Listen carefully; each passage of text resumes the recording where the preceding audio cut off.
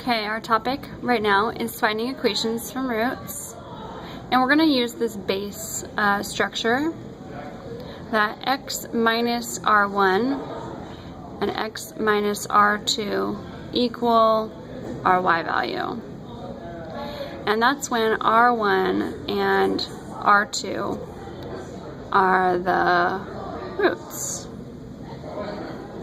And to remind ourselves, roots can also be called zeros, y-intercepts, no, x-intercepts, and solutions. And what they'll look like on a picture are these ordered pairs. So for a quadratic, you're always going to have two roots because it's to the second power. And if I'm given the roots just listed, for example, the roots are 1 and -9. These are x values, right? They're on the x-axis, and the y value is 0 for each of these. That's what makes them x-intercepts. So if I have this, I can just write down my equation very quickly as x minus my first root, 1, and then x minus my second root, -9. So -9. And remember, a negative minus a negative switches to plus. So this is my new equation. If I wanted to, I can FOIL this. And that's going to be x squared plus 9x minus 9 altogether, x squared plus 8x minus 9. And in the future, I'm going to skip this step by doing 9 minus 1 equals 8, just in my head.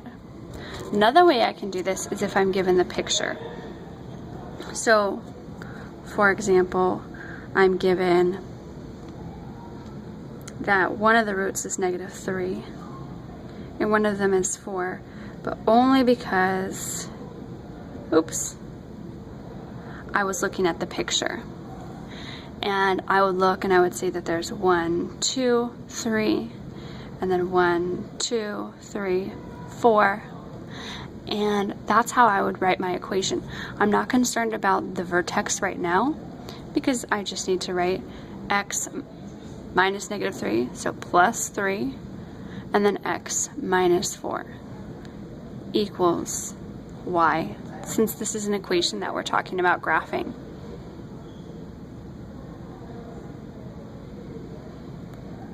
Let's try another one.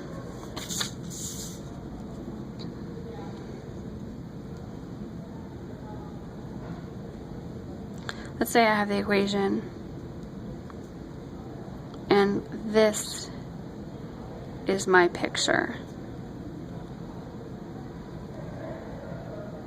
So when I'm looking at this, I see that this is, let's say, -1, -2, -3, and then this down here is also -1. So I can write this in both forms, vertex form and factored form. So when I'm writing it in vertex form, remember that's a x minus h squared plus k. So I need to look for that vertex hk. In this case, it's -2, -1. I also look at my a. So I see that I move over 1 and up 1. That means my a value is just 1. If I moved over 1 and only up a half, that would tell me that my a value was a half. If I moved over 1 and then up 3, that would tell me that my a value was 3. So I just always look at when I move over 1, how much up do I go? And that always gives me my a.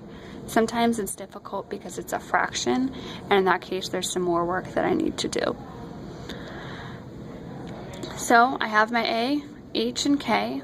I write this down as y equals 1 x minus -2 plus 2 squared, and then minus 1.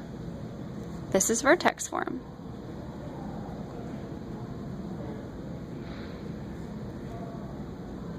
I also have factored form. This way might be even easier y equals, I know that this is what factored form looks like. They both have an x. I see that this is positive, so I don't need to put out like a -1 because it's opening up. And I write minus -3, so plus 3, and then plus 1. And I'm done. So, how are these two the same? Well, I can easily check this one by foiling it. I'm going to go up here. It was x plus 2 squared minus 1. And when I FOIL that, I've got x squared plus 4x plus 4 minus 1 from this minus 1. And that reduces to x squared plus 4x plus 3. And then once I see this, this is what it would be in standard form. So I'm going to look back at my x plus 3, x plus 1, and I'm going to FOIL that one. So remember, that's x squared, 3 plus 1, so plus 4x, plus 3 times 1, 3. And yay, they are the same. So this graph represents these two different equations that are helpful at telling us different things. This one tells us the vertex, while this one tells us the roots, and yet they both have the same equation, and so they're both useful. Okay, so that's all. Our homework is on page 232, 1 through 9 all.